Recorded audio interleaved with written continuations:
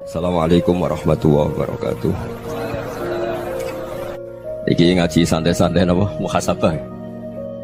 Muhasabah itu kalau Kiai Jawa maknani itu ngoreksi diri sendiri. Jadi menghitung diri sendiri. Ini pas bidang yang saya tekuni tadi karena Habib Ahmad yang minta kemarin sama ibu saya dari Indonesian Power itu. Ibu Lia, saya turutin sekaligus saya sambil belajar terus tentang muhasabah. Dalam konteks Indonesia, muhasabah itu sudah jadi perilaku ya. Karena dulu orang tua saya, guru-guru saya kalau ngandani itu, bayangkan kalau kamu jadi dia. Jadi misalnya kita mentang-mentang atasan, otoriter sama bawahan. Bayangkan kalau kamu jadi yang bawahan itu kayak apa? Laukun tamakanah, kalau orang Arab bilang, bayangkan kalau kamu di posisi dia. Makanya guyonannya orang-orang Indonesia itu kan orang ngaramkan judi gitu, bareng dikasih tahu. Tapi yang menang anak jenengan, alhamdulillah. Ternyata ngaramkan itu karena ada anaknya. Kalau anaknya yang menang ya seneng. Meskipun itu guyonan, tapi saya punya padanan itu dalam kitab Hikam. Nabi Ibrahim itu Khalilur Rahman, tentu bencinya minta ampun sama yang namanya maksiat. Suatu saat beliau diterbangkan di alam malakut. Itu kalau di Hikam saya halaman 15 juga. Saya masih ingat betul. Mungkin kalau Anda beda halaman karena beda cetakan. Setelah diterbangkan di alam malakut, diperlihatkan sama Allah. Ada orang pezina, ada orang syaribul khomri, ada orang mabuk, ada orang macam-macam. Allah tanya sama Nabi Ibrahim, bagaimana pendapat kamu Ibrahim tentang mereka yang maksiat? Kata Nabi Ibrahim, ya Allah, habisi saja mereka. Mereka hidup di bumi engkau, makan rezeki engkau, kemudian mereka tidak taat sama engkau. Singkat cerita di fase itu, saya ulang lagi di fase itu, Allah nurutin sampai sekian peristiwa, mungkin 3 atau 4. Sudah, setelah sekian tahun Nabi Ibrahim lupa peristiwa itu, kemudian beliau diminta menyembelih anaknya. Ini versi kitab Hikam. Memang versinya banyak tentang kenapa Nabi Ibrahim disuruh menyembelih anaknya. Ketika mau menyembelih anaknya, Nabi Ibrahim ragu. Huwa samratu fuadi, anak saya ini buah hati saya, kenapa engkau suruh menyembelih? Terus kata Allah, apa kamu tidak ingat ketika kamu saya angkat di alam malakut, kemudian kamu usul bunuh-bunuh, saya tidak mempertimbangkan usul Anda, tapi kenapa sekarang saya merintahkan kamu mikir gitu? Terus, ya karena ini anak saya ya Allah. Terus kata Allah, rumang samu wong sing kon mateni gak gawean kau sing gawe kowe enak wae usul mateni. Sebenarnya saya yang bikin, kemudian Anda enak aja usul membunuh. Semenjak itu Nabi Ibrahim itu di eranya itu asfaqun nas, orang paling sayang sama manusia. Karena kadang kita keras itu ya kebetulan tuh udah anak kita, ada keluarga kita. Cara orang Jawa itu kan gitu ya, kalau ada perempuan terus macak yang macam-macam pakai sepeda motor cowok, terus wah itu luput suwo, semoga-moga gini. Tapi setelah dikasih tahu, niku ponakane jenengan, semoga-moga selamat. Jadi jangan-jangan kemarin ahli ma'asi itu kebetulan tuh tidak keluarga kita. Kalau keluarga kita yang pernah salah pada kita, semangat kita mintakan maaf. Jangan-jangan kita didikte hukum sosial gitu. Jadi orang yang salah, kebetulan tuh orang yang menservis kita. Atau keluarga kita, atau orang dekat kita. Jangan-jangan semangat kita mintakan ampun. Tapi kalau sama orang lain, kebetulan musuh kita semangatnya minta itu kena azab. Nah ini yang nggak boleh dalam Islam. Islam mengajarkan niru Rasulullah SAW, Nabi itu rahmatal lil alamin. Bahkan kemarin saya ngaji virtual sama beberapa habaib. Ada Habib Ali Al-Jufri dari Mesir, ya. Ada Habib Alwi dari Kuitang, ada Habib Nabil Al-Musawa. Dari sekian habaib itu saya masih ingat diantaranya yang didawuhkan rahmatan lil alamin itu ketika Nabi adzahu qaumuh, disakiti oleh kaumnya, dan itu mereka masih kafir semua. Itu mereka dapat doanya Nabi, Allah mahdi qaumi fa innahum la ya'lamun. Kayak apa baiknya Nabi, orang yang menyakiti, yang melukai, tapi Nabi masih berdoa, Allah mahdi qaumi fa innahum la ya'lamun. Sayyidina Umar dapat doanya Nabi itu ya khina kana kafiran, ketika masih kafir didoakan, Allahumma aizzal Islam bi Umar. Itu ketika masih kafir. Itu pelajaran bagi kita bahwa yang sedang tidak cocok pun itu berdapat doa kita. Ya doa supaya kondisi kita baik, hari tambah baik. Karena agama ini Saya berkali-kali bilang limangka nayarjuwa wal yaumal akhir. Agama ini diperuntukkan bagi yang selalu punya harapan pada Allah Subhanahu wa taala. Saya cerita muhasabah ini tentang hubungan kita dengan Allah. Di Indonesia itu banyak orang fasik, banyak orang nakal. Ya di mana-mana orang nakal itu ya mayoritas, wa aksaruhum fasikun. Tapi berkahnya harapan. Mungkin saya kira nakal sok benda, mungkin saya kira sholat sok ben sholat, mungkin sekarang belum sakhok, belum dermawan, suatu saat dermawan. Barokahnya itu kefasikan ini dianggap sementara, sedang fasik, sedang tidak benar. Karena kiai-kiai kita, para guru-guru kita, para habaib utamanya itu mesti bilang semoga husnul khotimah. Nah barokahnya doa itu semoga husnul khotimah itu menjadikan satu pola sosial. Yang sedang fasik ini masih diharapkan jadi lebih baik, jadi lebih. Sehingga kita tidak ngambil sikap ekstrim, yang ingin menghabisi atau ingin mengadili, tidak. Karena selalu kita punya harapan, Dan agama ini limangka nerjuwa wal yaumal akhir. Bayangkan itu kalau yang nakal itu anak kamu. Pasti kamu nggak ingin kan langsung dapat azab, dapat apa. Padahal kita semua jadi tokoh ini abul kulli, bapak dari semuanya. Sehingga ketika Rasulullah SAW jalan-jalan kemudian melihat perempuan sedang menyalakan api. Kalau apinya mati ditiup, anaknya dijauhkan. Nanti kalau sudah jauh dari api, anaknya digendong lagi. Terus kata Rasulullah, matur ke semua sahabat, Aro'aitum anna hadih tarihatan waladaha alan nar. Apa kamu berpendapat bahwa perempuan ini akan melemparkan anaknya ke neraka? Tidak ya Rasulullah. Tidak akan seorang ibu melemparkan anaknya ke api. Terus kata Rasulullah, Allahu arhamu min hadih biwaladiha. Allah lebih rahman, lebih rahim dibanding orang tua ini kepada anaknya. Ini yang harus kita kenalkan terus, kita kampanyakan terus, supaya orang hubungannya dengan Allah itu nyaman, asik. Sehingga dengan demikian selalu ada harapan bahwa yang sedang nakal ini suatu saat tobat. Kita tidak boleh menghukumi pasti begini, pasti gini, itu tidak wilayah kita. Itu juga yang dicontohkan Rasulullah SAW.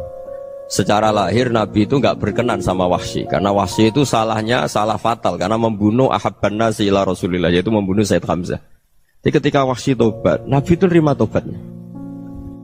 Dan ketika beliau dengan basariyahnya nggak siap ketemu Wahsy karena harus ingat Sayyid Hamzah, basariyahnya diturutin. Oke, kamu iman, saya turutin, tapi jangan sering ketemu saya. Karena kalau ketemu kamu, saya masih ingat sama paman saya, Sayyid Hamzah.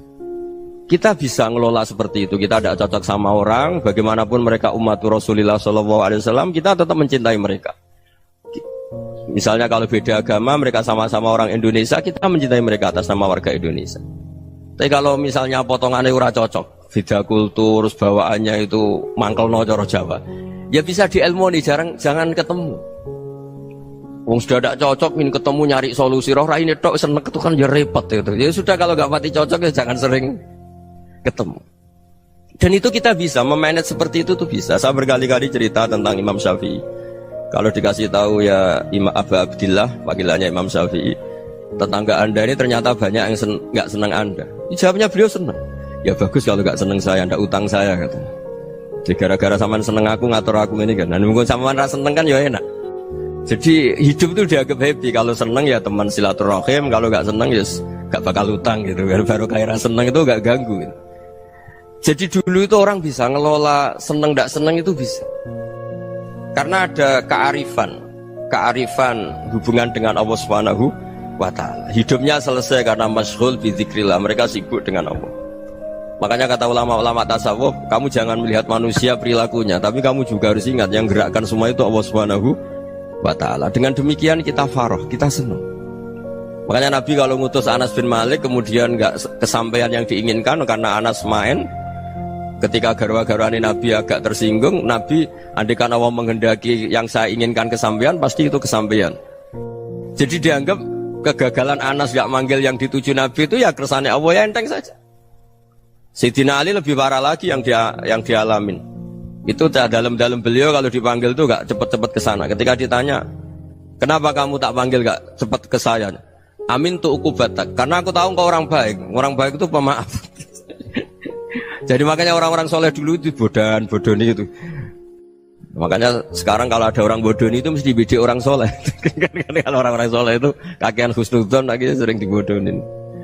Abdullah bin Umar itu masyhur itu. Kalau ada budaknya sering sholat, sergap sholat itu dimerdekakan. Akhirnya enggak sholat-sholat pun pura-pura sholat. Akhirnya juga dimerdekakan. Ketika ditanya, kenapa engkau merdekakan? Padahal mereka sholatnya menipu engkau, kata pembisik-pembisik itu. Man khoda'ana lillah in khoda'na lah. Dia nipu atas nama Allah, berarti saat tertipu juga atas nama Allah. Enggak masalah dong, semuanya demi Allah Subhanahu wa ta'ala. Jadi ketika kita ketemu mensifati Allah Ta'ala itu ghafir, Allah pemaaf. Jangan kamu nggak fair untuk diri kamu nyifati Allah ghafir, pada orang lain Allah kamu sifati syadidul iqab. Jadi Allah kamu atur, kayak MC tadi ngatur saya. Jadi Allah itu apa? Kalau pada saya ghafir, kalau pada musuh saya syadidul iqab. Itu nggak fair. Kalau Anda punya harapan kepada Allah karena Allah Rahman Rahim, Allah ghafir, sebenarnya Allah pada musuh kita ya bisa saja Allah ghafir, bisa saja Allah Rahman Rahim. Sehingga kita melihat orang lain yang kita tidak cocok itu ya enteng saja. Itu min ummati Rasulillah sing tanaluhu syafa'atuh, tanaluhu sa'atu rahmati, tanaluhu fair. Jangan dengan kita kayak mesti dapat rahmat. Jangan orang lain kayak Allah pasti syadidul iqab. Itu tidak boleh. Sehingga ketika ada orang Badui, singkat cerita orang Badui ini kencing di masjid, semua sahabat membentak dia. Yang enggak bentak hanya Nabi tok. Saking mangkalnya orang ini karena semua sahabat bentak kecuali Nabi. Setelah dibenarin Nabi, terus Nabi nyuruh sabbu ali dhanuban min ma'in. Setelah disucikan masjid itu, dia berdoa keras sekali. Allahumma arhamni wa Muhammadan wa la tarham ma'ana ahadan.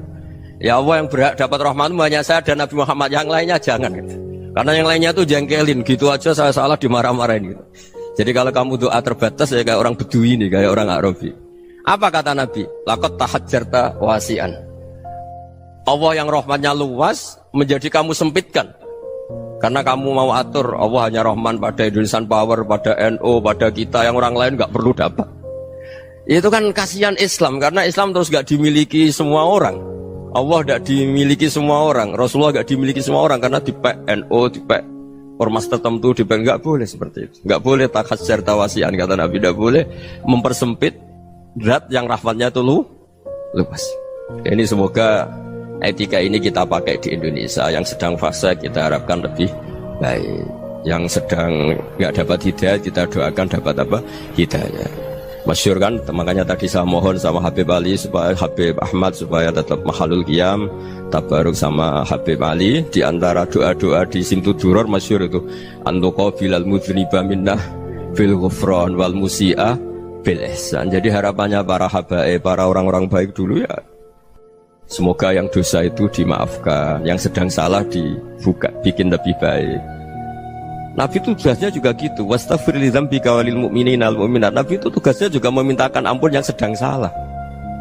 Nah ini cobalah jadi etika kita, muhasabah kita. Jadi muhasabah itu cara berpikir kita set, kita pikir ulang. Ternyata semangatnya seorang Nabi itu wastaghfir li dzambika walil mu'minun. Semangatnya itu memintakan ampun. Orang ahli tafsir tahu semua kalau Nabi itu tidak mungkin dosa. Jadi itu khitabun lin Nabi wa urida bihi ummatu, itu khitab Nabi, tapi yang dimaksud itu umatnya, karena Nabi tidak akan mengalami dzambun, tidak akan mengalami dosa. Sekarang enggak, kadang-kadang kita ini kalau orang lain salah itu semangat. Kalau di perusahaan ada teman salah, apalagi pimpinan salah itu seneng, barokahnya salah bisa ganti kan gitu. Ya, jadi kalau mungkin di dunia tokoh juga gitu, barokahnya ada tokoh salah, kita yang jadi populer sendiri, tidak boleh seperti itu. Kita harus salimus sodri di jami'il muslimin. Jadi ini harus dilatih. Saya tadi matur sama Habib Ahmad, latihan kita jadi hidup. Nabi itu kalau resep jadi wali itu kata Nabi gampang. Kata Nabi, kalau kamu ingin disenangin Allah, ya sudah. Kalau kamu asbahta wa amseta gini-gini, perasaan kamu, kata Nabi, jangan punya perasaan ghil sama orang muslimin. Itu sudah wadzalika min sunnati. Makanya Nabi ngendikan la yablughni ahadun an ahadin syai'an. Ada yang baca la yuballighni ahadun an ahadin syai'an. Seseorang jangan melaporkan ke saya tentang salahnya yang lain. Fa inni akhruju ilaikum wa ana salimus sodri. Karena saya ingin ketemu sampean semua dalam keadaan salimus sodri, tidak punya perasaan apa-apa. Karena kalau nurutin pembisik, nurutin informasi itu ya repot, karena orang pasti sepihak. Ada kiai yang top datang ke kampung-kampung ning desa-desa, kata yang seneng itu punya akhlak. Wah itu bagus orang besar datang ke kampung-kampung. Kata yang nggak seneng, Oh itu jobnya kiai kecil kok diambil, itu kan ya kasihan itu kan sudut pandang. Makanya saya sering bilang akal kita ini cukup untuk mentasdik Rasulullah SAW. Meskipun perasaan kita kadang orang Jawa itu beda. Saya berkali-kali bilang sama peneliti dari Jogja, kenapa sih Gus para nabi itu kok poligami istrinya banyak? Nabi Dawud katanya itu berapa? Nabi Sulaiman malah jumlahnya agak terbatas ini. Nabi Muhammad itu paling sedikit. Saya tanya gini, perempuan itu orang lemah, jadi kalau nolong orang satu gimana baik, kalau nolong orang dua ya lebih baik, ya sudah kira-kira seperti itu. Paling tidak akal kita masih tahu kalau orang baik itu kan mesti baik, nolong orang satu baik, nolong orang dua ya lebih baik, nolong orang tiga lebih baik. Tapi kalau kamu orang nggak baik, satu saja kamu terlantarin, kamu miskinkan, kamu ya tinggal diukur kan. Kalau orang baik nambah baik, tapi kalau orang buruk tambah buruk. Nah itu akal. Akal kita bisa menganalisis kenapa sih nikah itu ada yang poligami, ada yang enggak. Sudah ukur saja diri kamu. Misalnya kayak saya elek keriting, rabi terus, memperbanyak wong elek. Orang perilaku netok, raine dadi elek kabeh. Gitu. Tapi nak kowe ku ganteng, alim, ganteng, sugih. Anake ganteng-ganteng, berhubung kowe saleh ahli swarga kabeh. Mertua yo bangga karena karir kamu meyakinkan. Ini mertua kamu aja gak bangga mau nambah.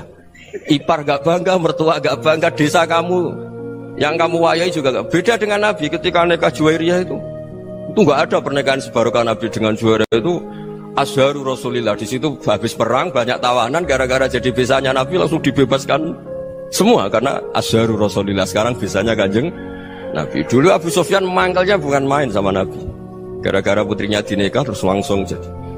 Kalau kamu kan enggak, nikah satu, nikah lagi, satu kampung musuhi kamu karena istri pertama ya cemburu, yang kedua agak bangga. Wah itu selesai itu di dunia wal akhirah.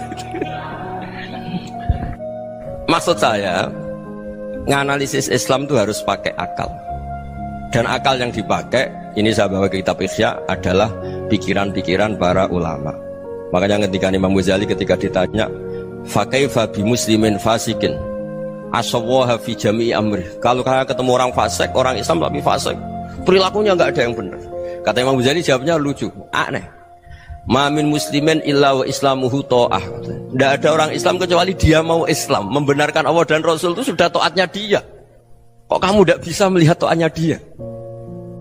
Dia pikirannya kan ini pemabuk, ini tukang apa. Tapi kata Imam Ghazali, sebenarnya kamu masih bisa berpikir positif. Ma min muslimin illa wa islamuhu ta'ah.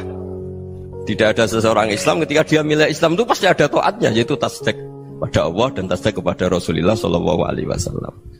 Jadi dengan pola seperti itu, maka di antara guru-guru kita yang modern ya di era Mbah Maimun, di sini ada Habib Ahmad.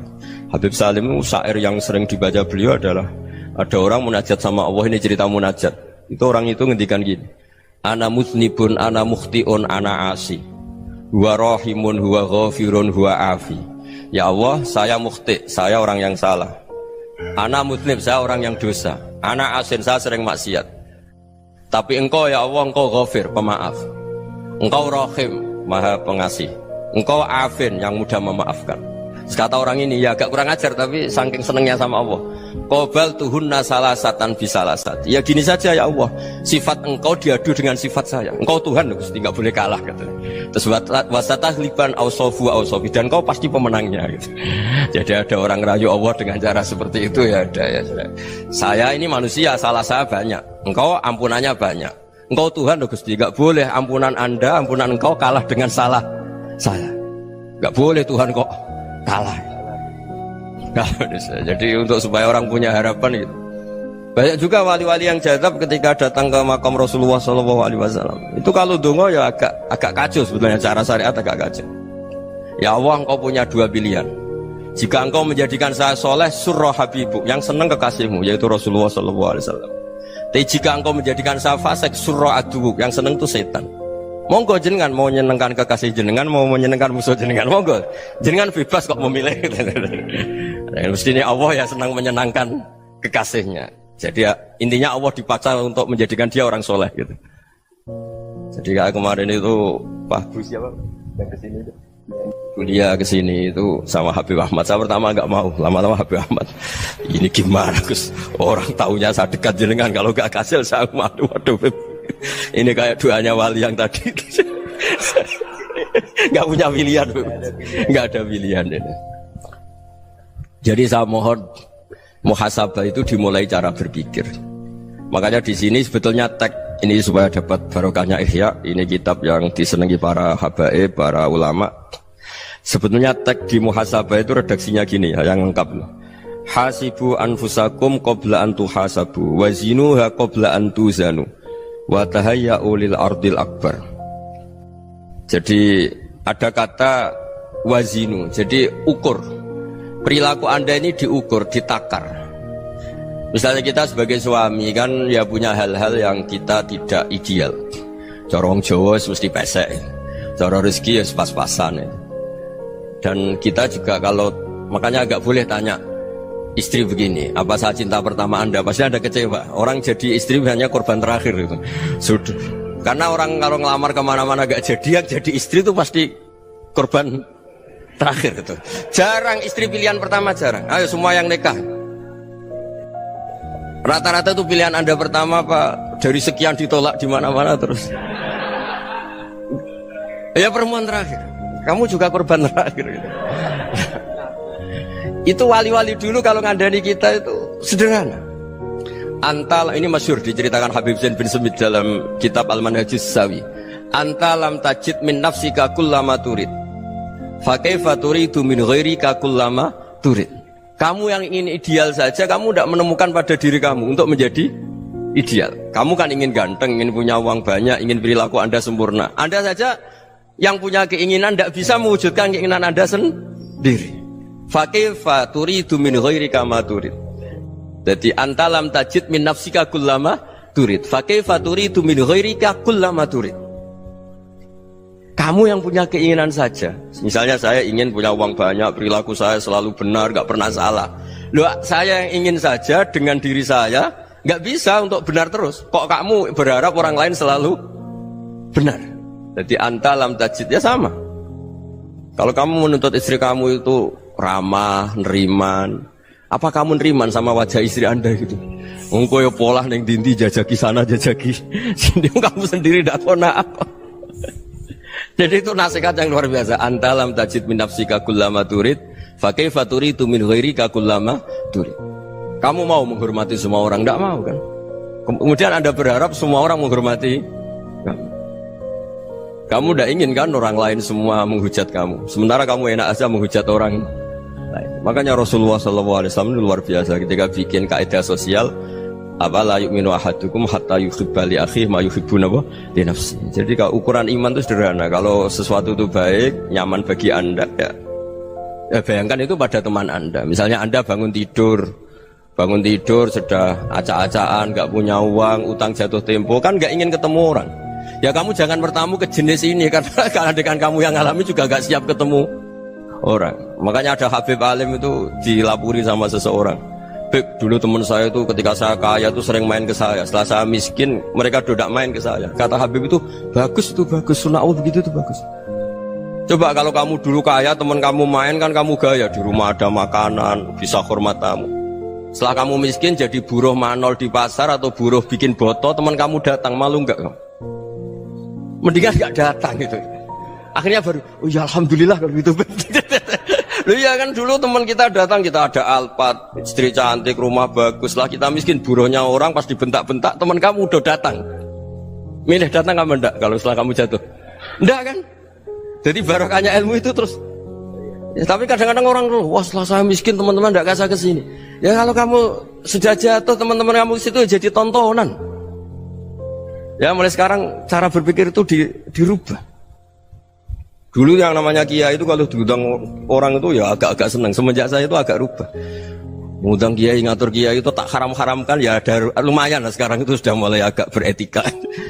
Dulu itu ngundang tuh tanggalnya ditentukan, jamnya ditentukan, enggak mikir apa kiai saat itu nganggur, enggak. Punya wadifah, enggak. Dia milih tanggal yang dia nganggur, enggak mikir pas itu kiainya nganggur apa, enggak. Ya saya hanya cerita aja, kamu tersinggung ya monggo, boten nggih monggo itu kan. Jadi saya mohon lah supaya tadi saya juga matur ke Habib Ahmad. Jadi untuk orang merasa ikut sunnah Rasul itu gampang sekali kata Sayyid Muhammad. Dulu Nabi berpakaian ala daerahnya. Kalau mikot ya pakai mikotu baladi. Karena Nabi orang Madinah dan beliau berdomisili di Madinah, ya misalnya mikotnya dari Bir Ali misalnya. Tapi kalau Anda orang kawasan Tanim mau umroh ya dari Tanim. Misalnya kawasan Jirona ya dari Jirona. Artinya apa?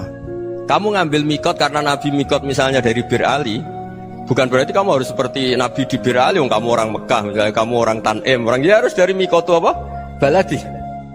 Sama, makanya di fikih-fikih itu kalau tahnik anak, Nabi orang Arab, halawiyatnya kurma ya kurma. Kalau orang Jawa sedegan, semua podo-podo. Ya podo-podo manis. Jadi ini tabaruk sama Sayyid Muhammad, ini ada murid beliau Habib Ahmad, saya baca supaya orang itu merasa ikut Nabi itu gampang sekali. Ini saya baca ya di halaman tadi disaksikan Habib Ahmad 433 di kitab apa begini? Manhajus Salaf fi Fahmin Nusus. Itu kata Sayyid Muhammad, wa kanat sunnatu Rasulillah annahu yat'amu ma yajiduhu fi ardi wa yalbasu ma yajidu wa yarkabu ma yajidu mimma abahu Allah taala. Faman istamala ma yajidu fi ardi fa huwa al-muttabi' lis-sunnah. Kama annahu hajjal baita min madinati. Faman hajjal baita min madinati nafsihi fa huwa al-muttabi' lis-sunnah. Wa illam takun hadhil madinatu tilka. Jadi intinya misalnya Nabi dulu itu ngasih sedekah kepada fakir miskin ya pakai dinar, dirham. Ya kalau orang misalnya sedekah pakai rupiah ya sudah ikut sunnah Nabi. Jangan lu Nabi pakai dinar loh, kamu kok pakai rupiah. Dulu dinarnya Nabi udah ada tulisannya Bank Indonesia, kamu kok ada tulisannya Bank. Ya tidak ada seperti itu. Ya jadi misalnya Nabi sedekah pakai tamar atau pakai al-aqid, ya kita pakai beras, pakai apa. Supaya orang tuh bahwa Rasulullah itu milik kafatal linnas, milik semuanya.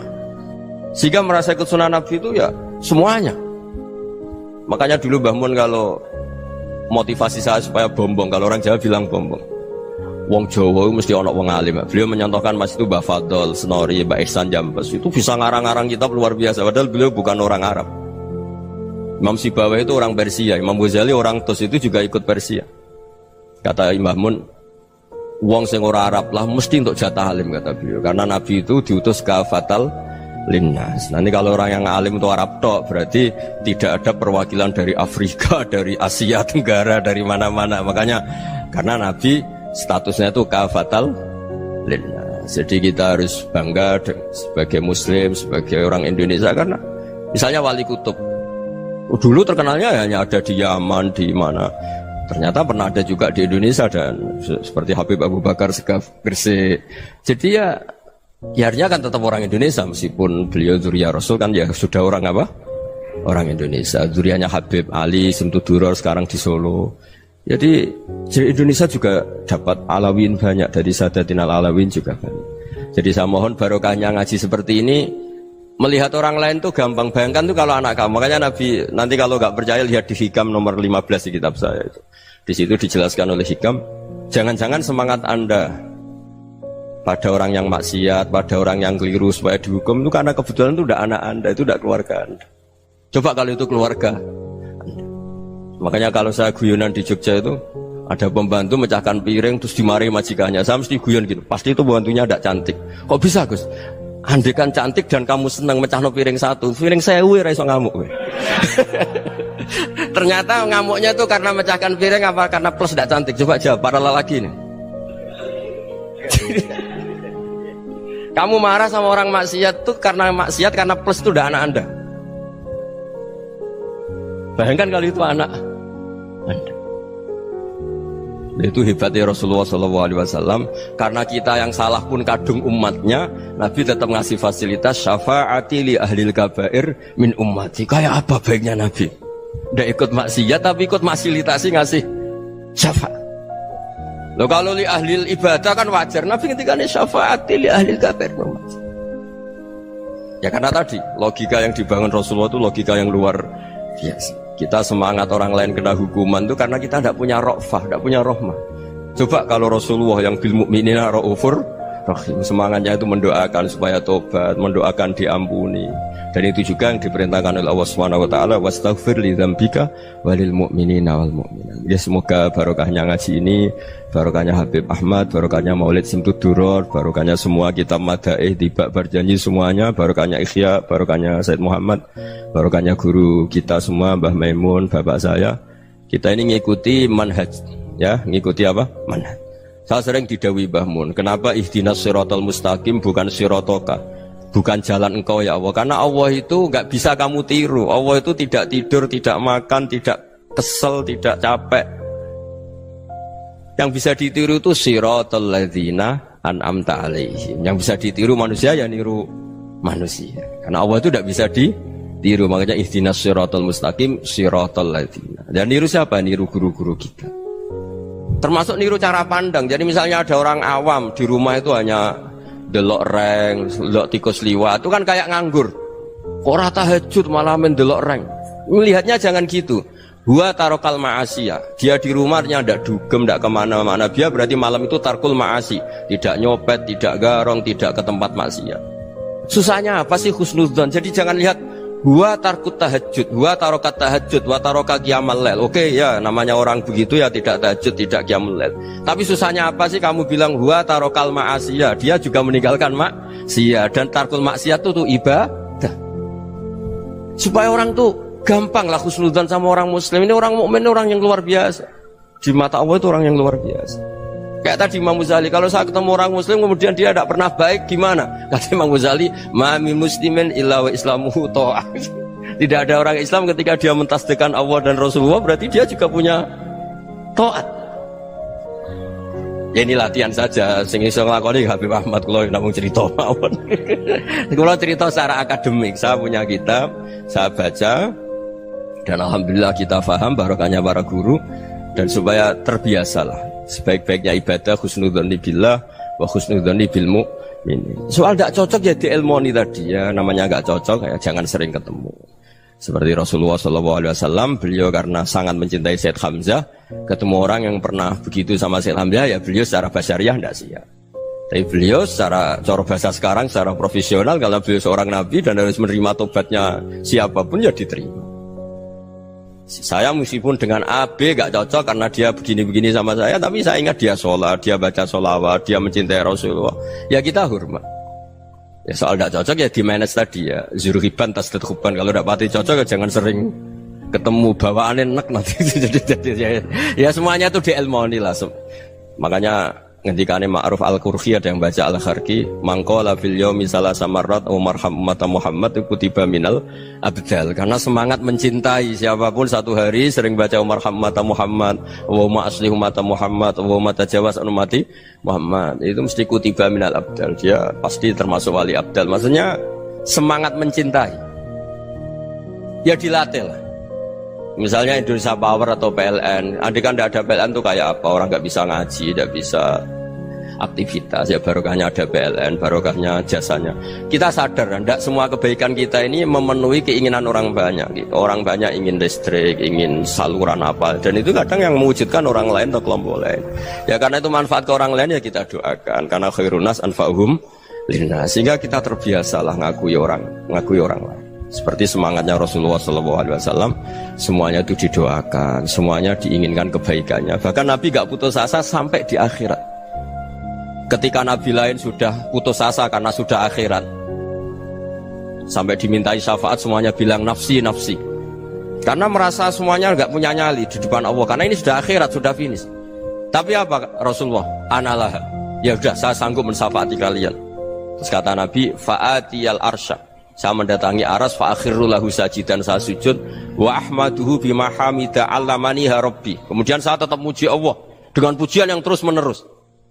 Padahal sudah di akhirat, sudah finish. Nabi dimintai syafaat masih sanggup karena Nabi tahu akhirat tidak bisa mendikte Allah, tidak bisa. Allah terus bilang, "Ya Allah, ini akhirat loh, engkau sudah tidak boleh mensyafaat." Tidak bisa. Allah tidak bisa diganggu akhirat. Allah tidak boleh dibatalkan rahmannya oleh akhirat. Allah tetap Rahman Rahim abadal abad. Dan Nabi tahu itu.